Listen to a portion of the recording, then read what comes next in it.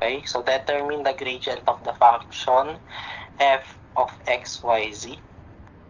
That is equal to x squared plus y squared plus z squared at the point 1, 2, 3, given the magnitude of the gradient f. Okay, so when we say gradient, okay, so gradient po, this is nabla lang. Okay, so this has the operation nabla. Okay, so gradient of the function f. Okay, so therefore gradient of the function f, so this is nabla f na. Okay, so ano pong ibig sabihin ng nabla f na yan? So this is equal to the partial derivative of f with respect to x in the I direction plus partial derivative of your function f with respect to y in the j direction plus nabla f, or sorry, nabla, partial derivative of your f with respect to z direction, or yung z natin in the k direction.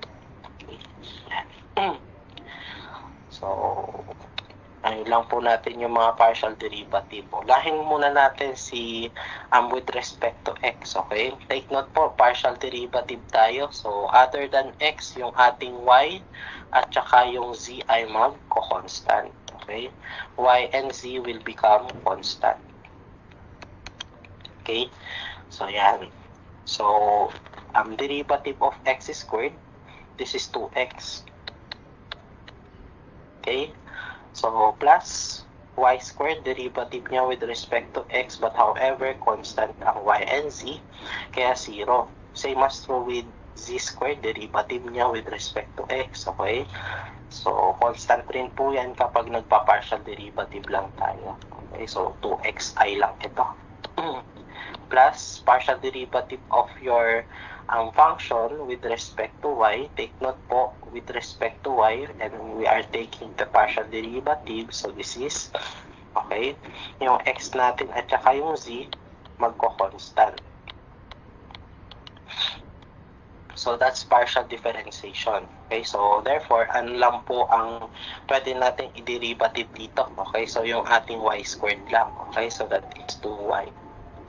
So, this is times g. Okay, then plus partial derivative of f with respect to z. Okay, so yung ating ano dito, yung ating x at saka y, magko-constant na to. Okay, so constant. So therefore, yung ating working equation na will be times 2z times k. Okay, so yung buo is nabla f, or gradient of the function f, is equal to 2xi plus 2yj plus 2zk. Okay, so hahanapin natin yung gradient at what point? Okay, point 1, 2, 3. Okay, so sige, i-ano natin, substitute natin. So this is nabla f is equal to 2 times yung ating x or x coordinate 1, so this is in the I direction, plus 2 times 2, okay, j, plus 2 times 3, k. Nabla f now is equal to what? So this is 2 plus 4j plus 6k. Okay? So, yan po yung gradient natin. Okay? Pero, ang tinatanong is yung magnitude. Okay? So, kunin natin pa yung magnitude ng gradient. Okay? So, magnitude of gradient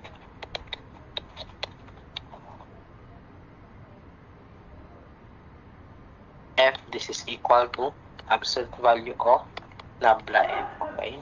So, this is also equal to square root of 2 squared plus 4 squared plus 6 squared. So, magnitude now of your gradient f is equal to square root of 2 squared plus 4 squared plus 6 squared. So, this is 7.48. Okay, so that's letter D.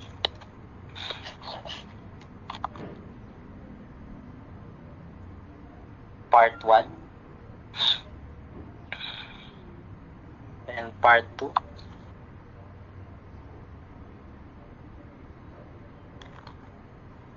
Next, let's move on to number 15. Okay? So evaluate nabla of the absolute value of R, the quantity raised to 3. Take note po yung R natin, this is represented as your position vector. So ano po ba ang ibig sabihin yan in general form? So this is equal to xi plus yj plus zk. Okay? Yan po. X coordinate, y coordinate, z coordinate. Okay?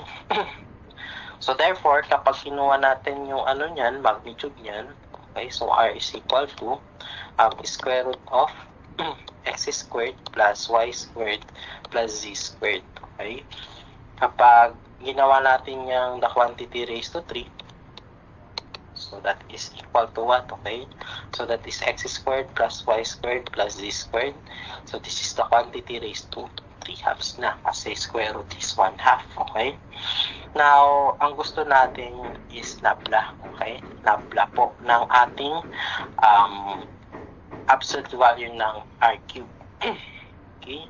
So, isa-isahin natin yan. Okay? Kasi yung nabla natin is equal to what? Partial derivative of your function with respect to x in the I direction plus function partial derivative of your function with respect to y direction or with respect to y in the j direction plus partial derivative of your f with respect to z in the k direction. Okay? Yan po. So, unahin muna natin yung ating partial derivative with respect to x. So, other than x po, okay, yung ating y at saka z, magko-constant. Okay? So, partial derivative of x squared plus y squared plus z squared raised to 3 halves. So, this will become, okay, our formula. So, 3 halves multiplied by x squared plus y squared plus z squared. The quantity raised to, okay, take note po, 3 halves minus 1 is 1 half. Times yung ating derivative ng ating function na nasa loob. So, this is 2x lang po. Kasi yung ating y at saka z will be constant. Okay? Yan. Next, same as true with your partial derivative with respect to y. Yung x at saka z magko-constant. So, that is x squared plus y squared plus z squared, the quantity raised to 3 halves. So, this is 3 halves multiplied by x squared plus y squared plus z squared, the quantity raised to 1 half. Okay, multiplied by, so ano po ang ating derivative ng x squared plus y squared plus z squared with respect to y. So, matitira lang dyan is yung 2y lang. Okay, kasi yung x at saka yung z, constant. Okay, derivative pa constant, 0. So, that is yung susunod na. Okay, so yung with respect to z naman. Okay, so, yan. Parehas lang rin. So, this is equal to 3 halves, okay, multiplied by the function. So, that is x squared plus y squared plus z squared. So, the quantity raised to 3 halves minus 1, 1 half po yan. So, multiplied by the derivative of yung ating base function. So, that is, okay, 2z na lang. Kasi yung ating y at saka x dito is constant. Derivative of a constant, 0. Okay? So, may napapansin po ba kayo dito? Okay. So, as you can see, yung ating magnitude ng r, so this is also equal as x squared plus y squared plus z squared. So, ano po ba ang square root? So, this is the quantity raised to 1 half. Okay. So, therefore, we can consider to as what? Okay. So, this is 3 halves multiplied by absolute value of r. Okay? So, kasi yan yung naka-raise sa 1 half. Okay? This is multiplied by 2x. Okay, cancel lang yung ating 2 dito. So, this is r, or absolute value of r, multiplied by x. Okay? Yan na po yung i-multiply natin sa I mamaya. Then, next, 3/2 multiplied by, okay, parehas rin naman itong dalawang to. So this is absolute value of r multiplied by 2y. So magka-cancel po yung 2 dito. So this will become, kalimutan natin yung 3. Yan, 3. So 3 times absolute value of r times yung ating y. Then lastly, so this is 3/2 multiplied by absolute value ng ating r multiplied by 2z. Okay, so ano magka-cancel? 2 at saka 2. So this will become 3 times the absolute value of r times z. Okay, so therefore, your nabla now, nabla f, or your nabla ng absolute value of 3 cube or r cube, so this is equal to what? Okay, so partial derivative, so that is 3 times absolute value of r times x times I. Take note, meron pa tayong I dito. So lahat ng mga partial derivative natin, minumultiply natin sa mga directional vectors. So it follows through sa mga susunod. So this is 3 times absolute value of r times y times j plus 3 times absolute value of r times c times k. Okay? So anong pwede natin i-factor out dito? So this is 3 times yung ating absolute value of r. So ano matitira? So this is xi plus yj plus ck. Okay. So ano yung napapansin natin dito? What is this value? So this is your position vector. Okay? Position vector ito. Okay, general equation for the position vector. So therefore, this is what? So this is 3 times yung ating magnitude ng r times yung ating vector r. So parang ang ginagawa lang natin dito is gumagawa lang ng formula. Paki-memorize na lang to. Ito hindi nagbabago. Okay? So this is letter D. Okay? When we have italics po, no? Okay? So for example, ito may nakita tayong italics dyan. So this is representing the absolute value. Okay? So kapag italicize siya. So okay? So kapag italicize, okay? So, italicize, or may italics po tayo. Ibig sabihin yan, magnitude. So, this is letter D. Part 1.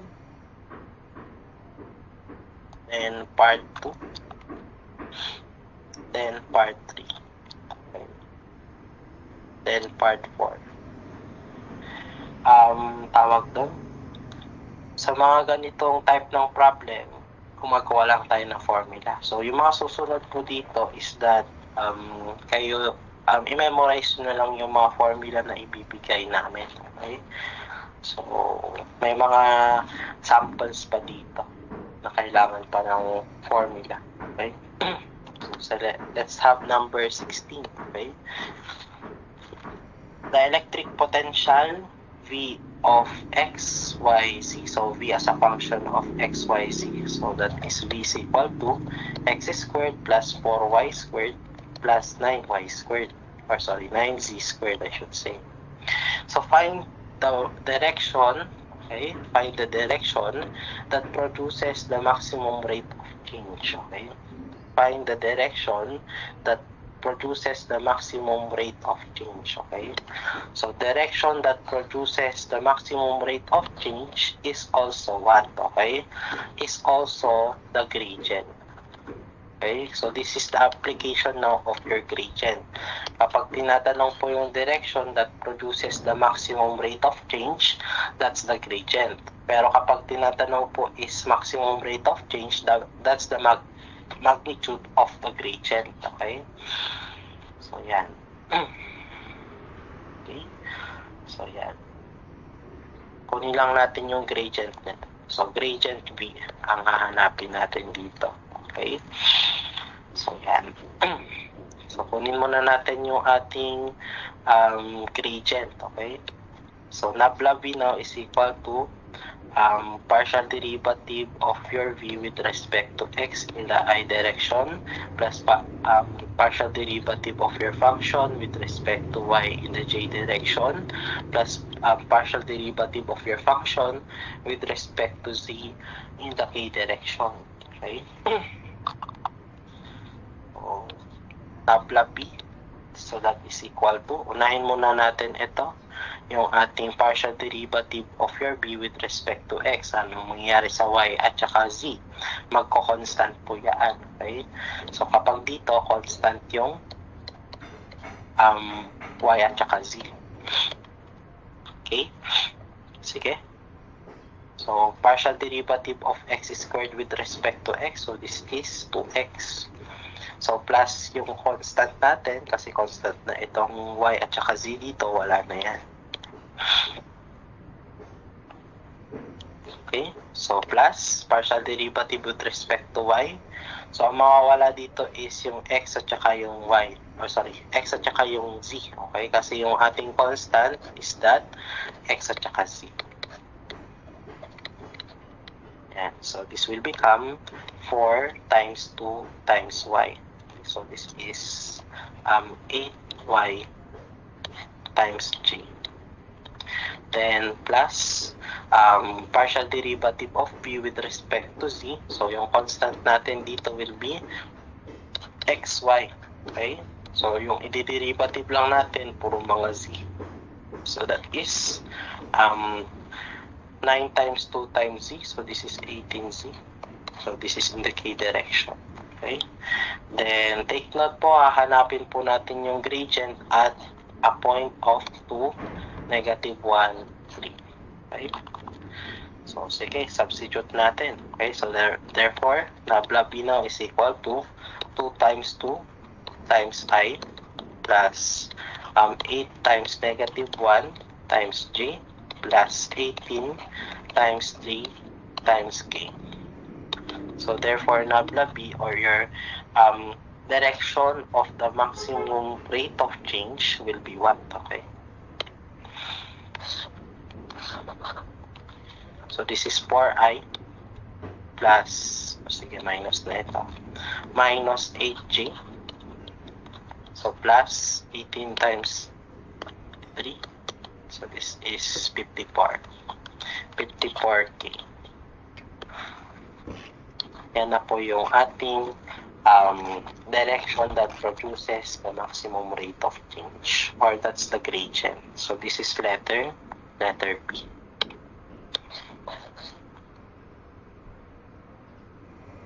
Part 1 and part 2. Then next, let's move on. Okay, the electric potential, parehas pa rin. Now, ang tinatanong na dito is the maximum rate of change at P. Okay?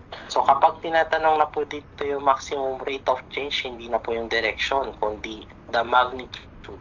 Okay? The magnitude of your gradient. Okay? Kunin lang natin yung answer kanina. So, continuation lang to ng problem natin.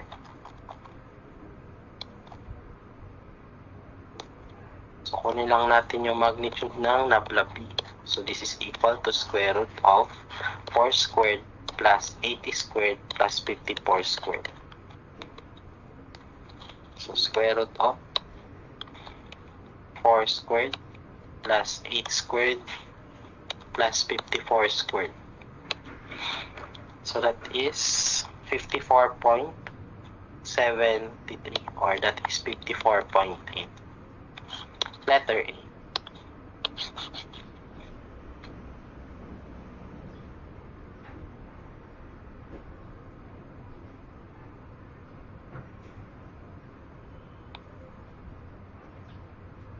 Next, the electric potential V. Okay, so as a function of xyz is equal to x squared plus 4y squared plus 9z squared. Now, the question is this. Find the rate of change of B. Okay?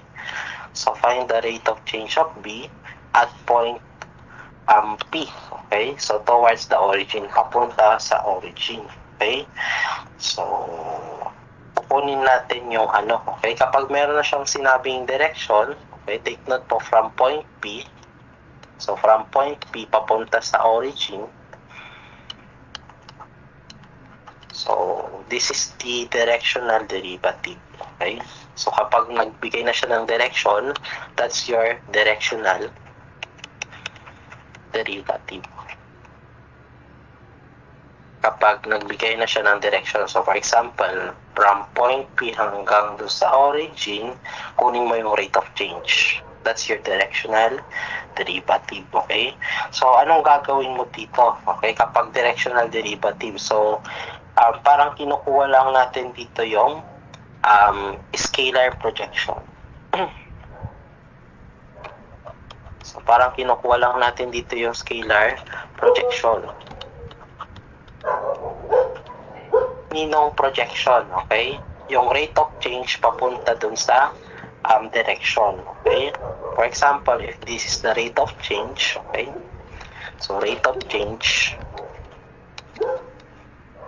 and this is the direction, or yung sinasabi niyang direction, ipo-project natin itong rate of change papunta dun sa direction na yun. So, paano tayo mag-project ulit? So, mag-draw lang tayo ng perpendicular line, okay, towards the direction from the arrowhead, okay? So, yung makukuha natin dito is the scalar projection.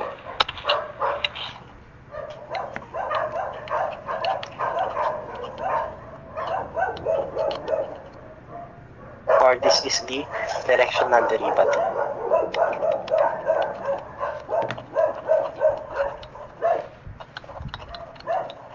Okay? Yan. So, therefore, in symbols, okay, so yung ating rate of change of B, okay, so that is nabla, okay, nabla po kapag rate of change, no, okay, nabla B. So, yung nabla B po natin, idadat natin saan, okay? Idadat po natin sa direction natin ng unit vector. Okay, ano yung unit vector natin? So, this is from point P. So, galing sa point P, going to the origin. Okay, so let's call this as P, and yung O natin, this is the origin. Okay, so therefore, yung unit vector natin is from P going to O. Okay, from P going to O. Yan po ang ating directional derivative.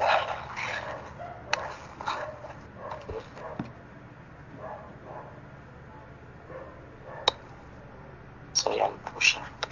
Yan po yung working equation natin. Yan. So, sige. Kunin natin yung directional derivative. Okay. So, nablabi muna. Okay. So, parehas pa rin, no? Okay. So, rate of change at point P. Okay. So, that is 2xi plus 8y J plus 18 Z K. Okay, so this is at point 2, 1 or 2, negative 1, 3. Okay, galing dito papunta sa origin. Okay. So, yan. Kunin muna natin yung nabla B. So, that is 2 times 2 times I plus 8 times negative 1 times J plus 18 times 3 times K. So, yung nabla B pa rin natin dito. So, this is 4I minus 8J plus 54K. Okay, so ito, ipupunta natin to sa origin. Okay? So, kailangan natin ng kailangan natin ng unit vector. Okay, so ano po ba ang unit vector PO? Okay, so this is equal to vector or position vector over your magnitude ng position vector. in symbols, this is what, okay? So this is RPO over magnitude ng RPO. Okay?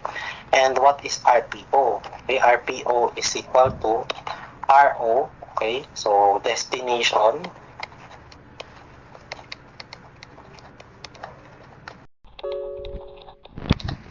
minus yung ating reference or yung starting point.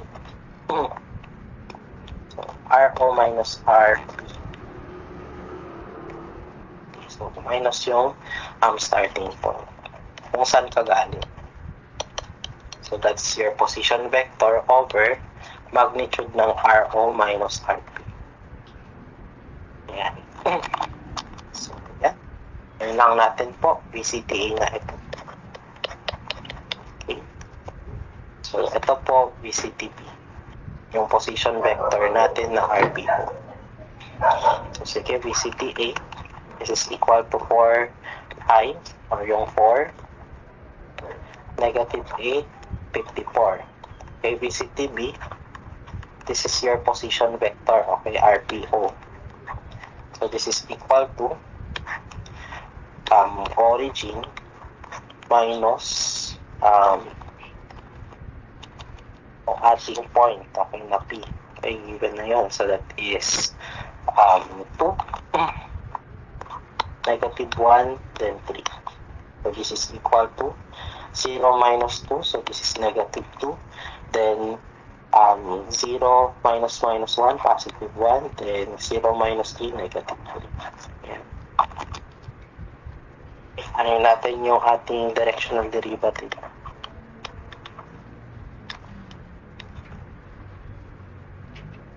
So that is your nabla v dot unit vector. Okay?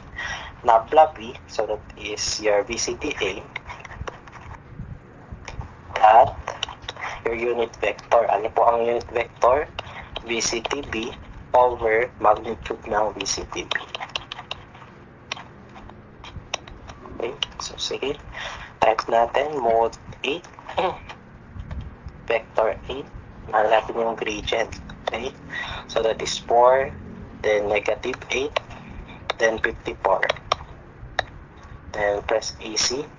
Okay, so shift vector dimension vector B, so that is negative 2, then 1, then negative 3. Okay, so directional derivative is equal to vector A. So that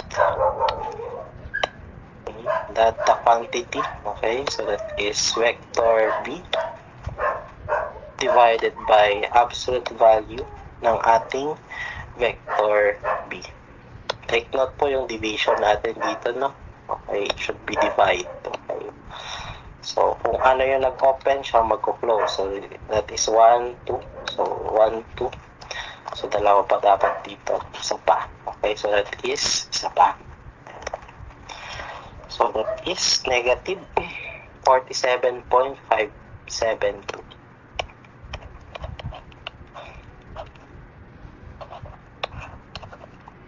So, yan po ang ating directional derivative or the rate of change of P towards the origin. Okay, meron po siyang direction. So, this is equal to, so, based on our choices, ano po ang ating equivalent niya? So, try natin isa-isa. So, 164 over square root of 15. Is it the answer? We know. How about number 2, 175 over square root of 14? So, hindi po rin yan. So, letter C. Negative 178 over square root of 14. Ito na yata yun. Okay, ito na yun. Letter C.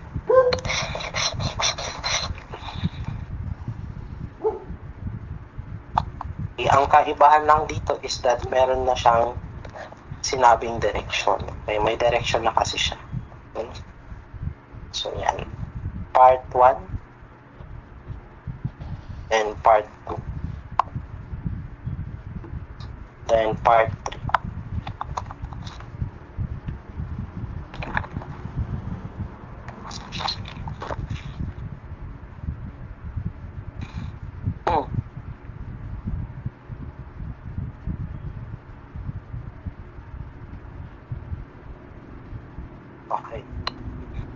Next, number 9 po. Determine the divergence of the vector I x squared plus j negative xy plus k xyz at the point 3, 2, 1. So, when we say divergence, iba siya sa ano natin, gradient. Okay?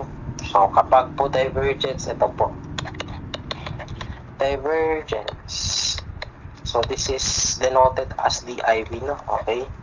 div of your vector v. Okay? So, all this is equal also to nabla dot v. Okay? Nabla dot v. Okay? So, yung kanina, pinag-multiply lang natin. Ngayon, dot product naman.